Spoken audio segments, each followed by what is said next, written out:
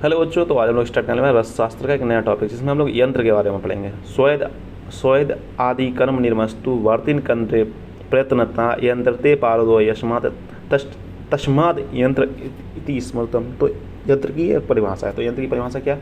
पारद को नियंत्रित में लाए जाने के लिए रसशास्त्र के विद्वानों द्वारा स्वेदन आदि संस्कारों को करने के लिए जिन पात्र आदि का निर्माण किया जाता है उन्हें यंत्र कहते हैं। यानी कि पारद के इसमें बेसिकली हम लोग मतलब रसशास्त्र में डील कैसे करते हैं? पारद से।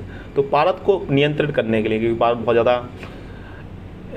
ज़्यादा टॉक्सिक होता है, ठीक है, उसे इनटॉक्सिक बनाने के लिए जिन जिन यंत्रों का इस्तेमाल करते हैं हम लोग उन्हें क्या कहते हैं? उन जिन मतलब उपकरणों का इस्तेमाल करते हैं उन्हें यंत्र कहते हैं। ठीक, रसो नियंत्रणे हीन पात्र तद इति उच्यते। ठीक है, ये वाला श्लोक याद कर लेंगे, बहुत ईजी रहेगा। जिस साधन के द्वारा पारद को नियंत्रित किया था उसे यंत्र कहते हैं। पार उपरस धातु आदि के शोधन मारण की क्रियाओं में सफलता के लिए अथवा रस आदि द्रव्यों को गिराने एवं उठाने के जल आदि से बचाने के लिए जो उपाय तथा उपकरण काम में लाए जाते हैं उन्हें यंत्र कहते हैं। ठीक है, इनमें से कोई भी आप एक याद कर सकते हैं। हिंदी तो पूरी याद हो जाएगी, कोई खास नहीं है, हिंदी बहुत ईजी है।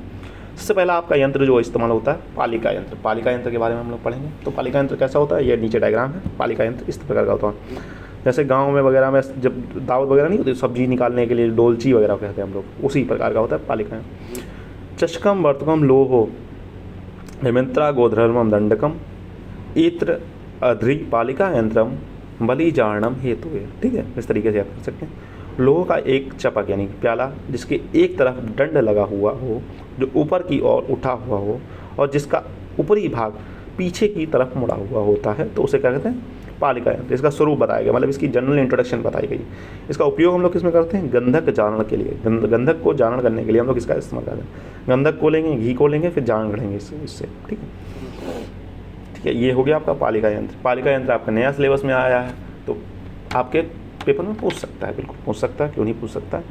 दोला यंत्र तो बहुत इंपॉर्टेंट है। मतलब दोला यंत्र इतनी जगह इस्तेमाल होता है कि दोला यंत्र तो पेपर में तो पूछेगा ही पूछेगा, साथ में आप पारद के संस्कार में इस्तेमाल करेंगे, बहुत सारी जगह इस्तेमाल करेंगे। तो दोला यंत्र बहुत ज़्यादा इंपॉर्टेंट है। द्रव्य द्रव्येण भाण्डास्य पूरिता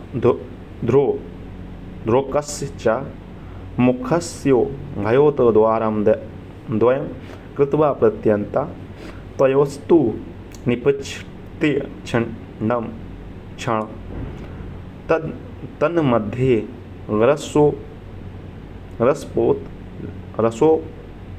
रसपोटलिम मतलब रस की पोटली बृध्वा तु स्वेदेत दोल यंत्र इति स्मृतम। ठीक है, तो संदर्भ क्या? दोला यंत्र का वर्णन रस समुच्चय रस तरंगिणी आदि पुस्तकों से प्राप्त होता है। कहाँ से हम लोगों को दोला यंत्र का मतलब दोला यंत्र के बारे में डिस्क्रिप्शन में कहाँ से? रस रत्न समुच्चय में मिलता है, रस तरंगिणी आदि पुस्तकों में मिलता है, बहुत सारी किताबों में मिलता है। ठीक है, निर्माण की बात करें, किस तरीके से इसका निर्माण करते हैं?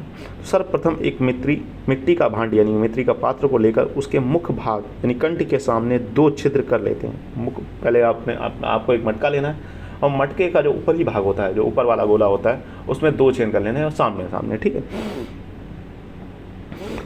इसके मध्य में एक लोह शलाका या लकड़ी को इस प्रकार डालते हैं कि इसके पश्चात किसी भी द्रव्य का शोधन करना हो तो उस पोटली में बांधकर देखो इसमें क्या करते हैं, उसके बाद एक लोहे की रॉड डाल देते हैं। ठीक है, लोहे की रॉड जो इस छिद्र से जाके उस छिद्र से निकले। ठीक है, जब डायग्राम दिखाएंगे तो आपको समझ में आएगा। ठीक है, ये लोहे की सलाखा इस छेद से डाली है, उस छेद तक गई है। ठीक है, उसका हम लोग बात करने वाले हैं लोहे की सलाखा अथवा लकड़ी को पात्र में डाल देते हैं। इसके पश्चात किसी भी द्रव्य का शोधन करना हो उसे एक पोटली में बांधकर मतलब पोटली बांधकर इस लोह सलाखा के माध्यम से पत्र में लटका देते हैं। जैसे इस प्रकार लटकाइए, देखो जिसका हम लोग शोधन कर रहे हैं उसको लोह की सलाखा में बांध के लटका दिया है, पोटली बना। ठीक है, तत्पश्चात इस पात्र में आवश्यकता अनुसार द्रव्य भरकर अग्नि में रखकर शोधन करते हैं। ठीक है, पात्र में द्रव्य लगभग 3/4 भाग भरना चाहिए। शोधन करते समय यदि इन द्रव्य कम होता है तो आवश्यकता अनुसार द्रव्य डाल देना चाहिए। ठीक है, अगर आपको लगता है कि 3/4 आपने डाला है, आपको लगता है थोड़ा कम है, तो आप अलग से भी डाल सकते हैं। इसकी कुछ सावधानियाँ हैं, वो आपको ध्यान देनी होंगी। ठीक है, क्योंकि दोला यंत्र बहुत इंपॉर्टेंट है, कई बार पूछा गया है और पूछ भी सकते हैं, क्योंकि आपके सिलेबस में जगह जगह पर ये इस्तेमाल होगा कि दोला यंत्र से शोधन करने के बाद ये शुद्ध हो जाता है। स्वेदन करते समय यह ध्यान रखना चाहिए कि पोटली पूरी तरह से द्रव द्रव्य में डूबी। आपको स्वेदन करते समय यह ध्यान रखना चाहिए, पोटली आपने बनाई है, लटकाई है, वो पूरी तरीके से द्रव द्रव्य में डूबी होनी चाहिए।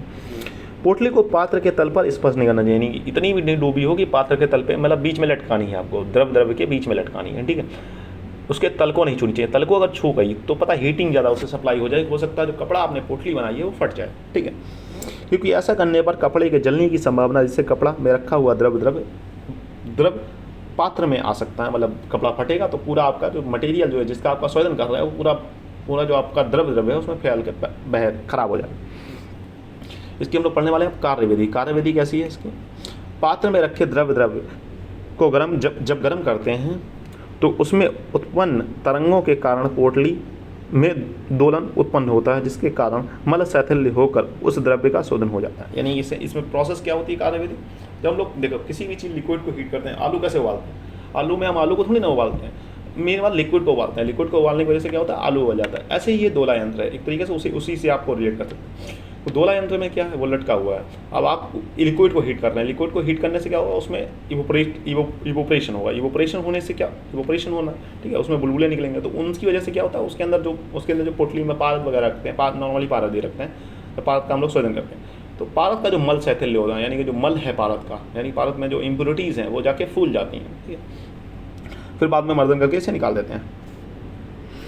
तो उपयोग रस द्रव्यों के स्वेदन आदि कर्म में, ठीक है। इसका डायग्राम जो होता है, डायग्राम भी बहुत इंपॉर्टेंट, अगर आता है कोई भी, अगर आपको यंत्र आता है तो आप उसका डायग्राम मस्ट बनाएंगे, ठीक है। यंत्र इंपॉर्टेंट है। यंत्र अगर कोई भी आता है, पहले बात तो जरूर यंत्र पूछेगा आपसे 5 नंबर में या 10 नंबर में पूछेगा, तो कोई भी यंत्र पूछता है आपको तो आप उसका डायग्राम बनाएंगे। लोह सलाखा डालनी है इस तरीके से, एक मटका बनाना है, बहुत ईजी है, ठीक है। यहाँ पर द्रव्य कोई डाल सकते हैं। यहाँ पर इसके अंदर क्या, वो औषध द्रव्य, ये पोटली है आपकी, ठीक है। मिट्टी का पात्र लेना है और नीचे से अग्नि लेनी है, यही है आपका दोला यंत्र, ठीक है बच्चों। फिर मिलते हैं नेक्स्ट लेक्चर में, तब तक के लिए हैव अ नाइस डे। पढ़ते हैं, मस्त रहें।